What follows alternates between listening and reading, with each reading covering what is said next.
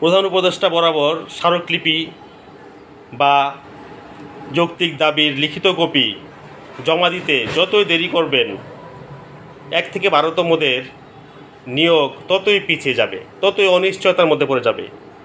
আপনারা হয়তো কেউ কেউ বলছেন লিখিত স্মারকলিপি জমা দেওয়া হয়েছে, আসলে সত্যতা কি? এরকম শুভঙ্করের ফাঁকের মধ্যে রেখে হাজার হাজার শিক্ষক নিবন্ধিত ভাই বোনদেরকে আপনারা পিছিয়ে রাখবেন না। আপনাদেরকে আবারও বলছি, আপনারা সঠিক জায়গায়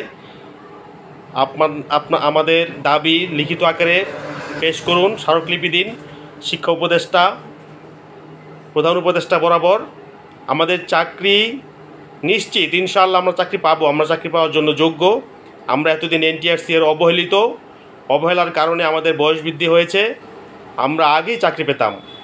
আমি দ্বিতীয় শিক্ষক নিবন্ধন স্কুল শাখায় 2006 সালে আমি শিক্ষক নিবন্ধন পরীক্ষায় উত্তীর্ণ হয়েছি, কিন্তু আজকে 2006 থেকে 2024 সাল পর্যন্ত 18টি বছর আমি এই চাকরির প্রত্যাশিত।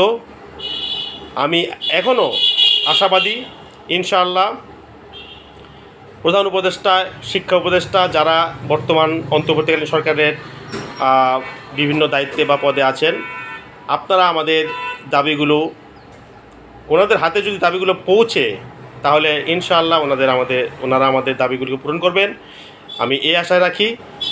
সর্বোপরি 1 থেকে 12তম সকল শিক্ষক নিবন্ধনধারীদের সর্বাঙ্গীন মঙ্গল কামনা করছি। ধন্যবাদ।